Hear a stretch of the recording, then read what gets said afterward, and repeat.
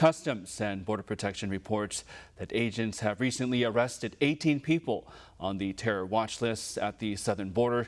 Here's One America's Chanel Rion with more. Joining us now is the Senior National Security Fellow at the Center for Immigration Studies. He is the author of Overrun and America's Covert Border Wars, the untold story of the nation's battle to prevent jihadist infiltration.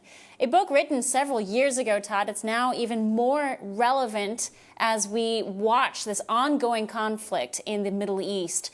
And we have concerns about the security of our southern border on a national security scale. Todd, thank you so much for joining us. Great to be here. Glad to talk about that again. So you've done extensive research and extensive interviews with individuals who are inside the U.S. government who have for years proclaimed that Donald Trump has been correct in his assessment that our southern border is not only a domestic policy issue, it's a national security issue as well. So Todd, you've talked about how when Donald Trump stood up many years ago and said, you know, the southern border is open and this is dangerous because it's allowing radical Islamic elements to cross the border, infiltrate our country, and God knows what they're willing to do or what they're waiting to do. Let me just run some numbers past you. In the final fiscal year of 2022, you write that Border Patrol apprehended 98 individuals who are on watch lists for terrorism. That is a dramatic increase from the years before. Talk to us about that number. Sure. And if you add the 2023 number, almost 170 more in 2023. So altogether, we're at 270 immigrants caught at the southern border in the last few years who are already on the FBI's terror watch list. I mean, we've just never seen anything like that, any kind of numbers. In 2019, it was zero. So what that tells us is how much has changed at the border since Donald Trump was in office, which is to say that there is a historic mass migration underway that has literally collapsed all of our homeland national security vetting systems that were in place for this purpose.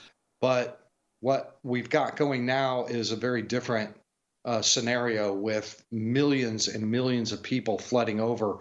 The kind of people that we would normally vet at the border with that are coming from the Middle East, from places like Lebanon and Jordan and Syria and Iraq, people that are very likely to become inflamed at the United States as the war in Israel progresses.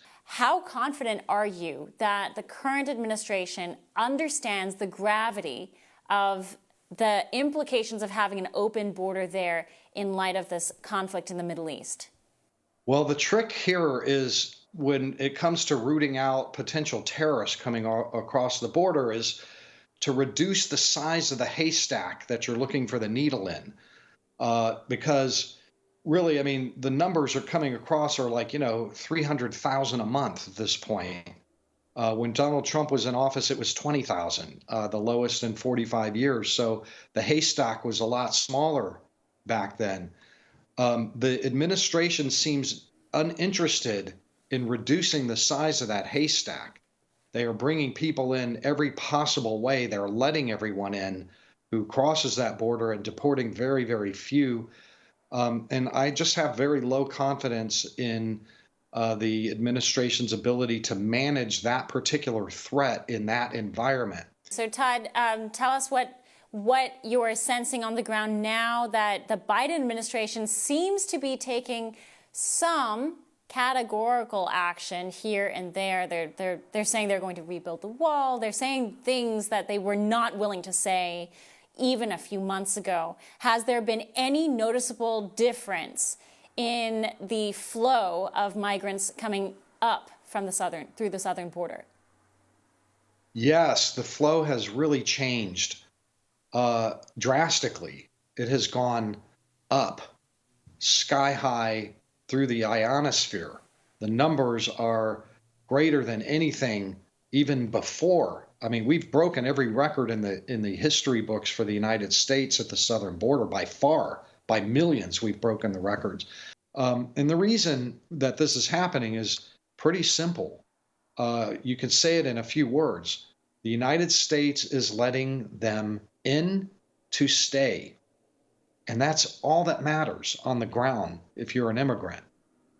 They just want to know that I'm going to get in and stay. And if that's the case, I'm coming.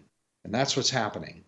Absolutely stunning, astounding numbers, Todd. And to your point, these are just the numbers that we know of. These are the numbers we've caught. I mean, that 98 or 140 that you listed of special interest aliens, individuals who are potentially on terrorist watch lists, those are just the numbers that we know of.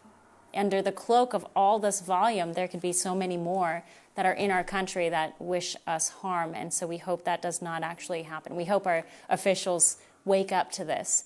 Todd Bensman, Center for Immigration Studies, author of Overrun and America's Covert Border War. Thank you so much for your insight. Thank you for your time. Thanks for having me. I appreciate it. For all our viewers asking where One America News is heading in the future, we would like to introduce you to OAN Live.